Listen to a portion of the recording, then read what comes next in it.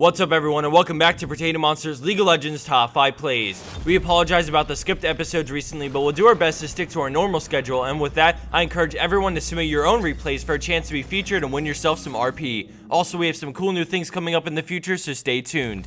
Without further ado, we're going to jump into our number 5 play with Kuza and Singed, and at the start we see him harass the enemy Lee Sin in lane, but now we see Jarvan coming up through river, so Lee Sin kicks him to tower, and Sonic waves as Jarvan collapses in and Lee Sin ignites. Now we see a Cataclysm to lock him in as Jarvan backs off to let Lee Sin take the kill and catch up, but he flings him out and then quickly dodges Dragon Strike, fleeing to the jungle. They both follow him, but then Lee Sin turns around, but Jarvan continues to chase as he predicts and quickly dodges his EQ combo, and then, well, you know how the saying goes, don't chase the Singed.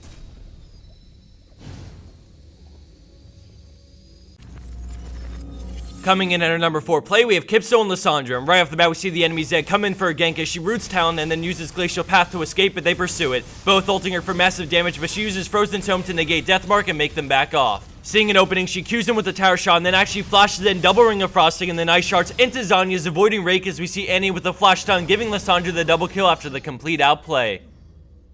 Sticking with the theme of huge outplays, we switch over to the master of them with Springer 2 on Zed. We can see him taunting the Hecarim as Draven takes the tower, and right as it falls, the enemy team collapses on them, but he quickly swaps himself out, avoiding the ult, and then is forced to head into the jungle. With 4 members of the enemy team coming at him, I remind you he has no wards around him, so what he does is pure instincts and mechanics.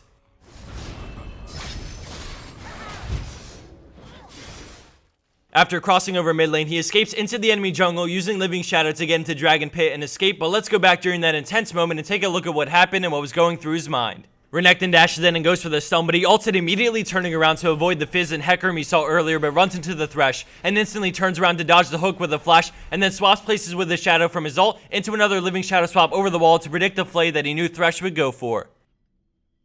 Coming in at our number 2 spot is Is4Lip on Caitlyn that goes from what looks like absolute death to an ace for her team. At the start we see her head into assist Caston, but he gets out alive and then the enemy team turns to her. Blitz flash hooks her in and then Vayne barely misses the condemn into the wall, allowing her to bury her and flash away, and right before they finish her off, Caston comes in from the side and lands a huge force pulse as she EQs, grabbing the fadeaway kill on Blitzcrank. As she runs through river, we see Kayle and Vayne chase her, and then she decides to fight this one out as she puts down a trap and continues to run. Vayne falls for it as Caitlyn quickly EQs straight into her ult, and Vayne can't even do anything about it because of the slow from Caliber Net and the vision from the trap. With 2 enemy players up, she lifesteals off the creeps, and then all of a sudden Work rushes at her, but she kites back with red buff, grabbing her 3rd kill in this play as the friendly Caston and gets Kayle, acing the enemy team.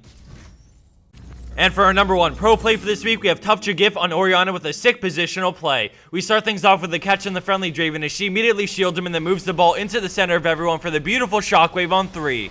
Afterwards, she tries to move her ball but narrowly misses Graves, and then immediately after, she shields Nunu as he channels Absolute Zero. All of a sudden, Darius gets kicked over, and with no shield up, she decides to Q over, speeding both her and Nunu up into the blind command attack for the kill on Darius. They back off knowing it's a 2v4, and then all of a sudden she moves her ball again, hitting all 3 members with her Q, W, and then E as she grabs a double. The Master Yi then dives in on her, but the shield absorbs Alpha Strike and she grabs the triple. After another QW, she picks up the movement for the quad as she pursues the Graves with shields for days, eventually scoring the pentakill and ace for her team after a lost team fight. Perfect positioning over the wall to not only support her teammates, but to also deal nice damage, and then great movements of her ball from different origins, including teammates and from various spots on the ground, earn this play the number 1 spot.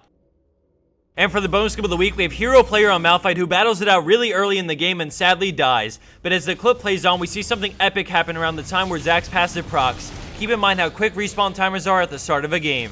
Thanks for watching everyone, and again, we apologize for the missed episodes lately. We've been extremely busy with many things, both personal and things we're working on, and we have some really cool things to release in the near future, so keep your eyes peeled. And again, don't forget to submit your pro plays for a chance to be featured and win yourself some RP if you land the number 1 spot. That's enough out of me. Enjoy the rest of this play, and I'll see you back here soon for week 139 of our top 5 plays.